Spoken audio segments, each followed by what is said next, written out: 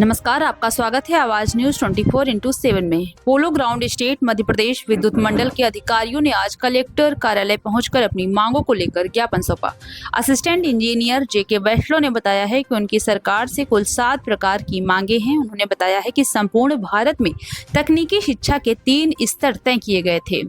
ITI उत्तीर्ण को technician, diploma धारक को कनिष्ठ यंत्री और इंजीनियरिंग डिग्री धारक को सहायक अभियंता के पद पर नियुक्त करने का प्रावधान था, लेकिन राज्य में विद्युत कंपनियों के गठन के बाद मनमाने ढंग से नियम बदले गए और डिग्रीधारी अभियंताओं की नियुक्ति कनिष्ठ मंत्री के पद पर जाने लगी।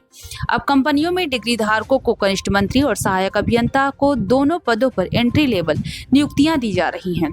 इस सब पर संघ ने मांग की है कि सहायक अभियंता के पदों पर एंट्री लेवल की नियुक्ति प्रक्रिया समाप्त की जाए। उन्होंने मुख्यमंत्री और ऊर्जा मंत्री से अपील की है कि इन मांगों को संज्ञान में लेकर जल्द से जल्द निर्णय लिया जाए। कल हमने पूरे प्रदेश में मध्य प्रदेश विद्युत मंडल पत्रोपाध्याय अभियंता संघ की ओर से ध्यानाकर्षण का कार्यक्रम आयोजित किया था और इंदौर, भोपाल एवं जबलपुर में एक साथ हमने प्रदर्शन ध्यानाकर्षण किया है। उसी क्रम में कल हमने 11 बजे से शाम को 5 बजे तक प्रदर्शन करने के उपरांत माननीय मुख्यमंत्री जी एवं ऊर्जा मंत्री जी के नाम पे जो ज्ञापन हम लोगों ने तैयार किया था, वो आज जिलाधीश महोदय के माध्यम से ज्ञापन देने के लिए हम लोग गए थे और माननीय जिलाधीश महोदय को हमने सपोर्ट किया है और उनसे निवेदन किया है कि इसमें सकारात्मक टीप लगा करके जो है माननीय CM साहब को प्रेषित करें। सर, इसमें जो आपने ध्यानाकर्षण का जो मुहिम छेड़ी है, तो क्या लगता है कितने % इसमें फायदा होगा? ये एक तरह का ध्यानाकर्षण इसलिए है क्योंकि हमने जो मांगे की है वो पूरी गैर आर्थिक है। उसमें शासन पर, विद्युत कंपनी पर किसी प्रकार का कोई वित्तीय बोझ नहीं है।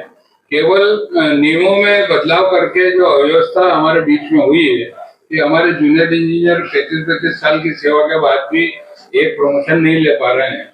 वहीं दूसरे वर्गों को सेवा काल में 3 से 4 पदोन्नति मिल रही है।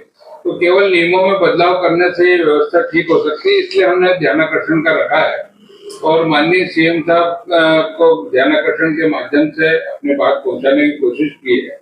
इसके पश्चात भी हम लोग जो है, अगर इसमें कुछ सकारात्मक पहल नहीं दिखती है तो माननीय CM साहब और ऊर्जा मंत्री जी से हम लोग मुलाकात करके अपनी मांगों के बारे में विस्तार से बताएंगे और यदि फिर भी कुछ नहीं होता तो हमारा केंद्रीय नेतृत्व मिलकर के आगे की रणनीति तय करेगा।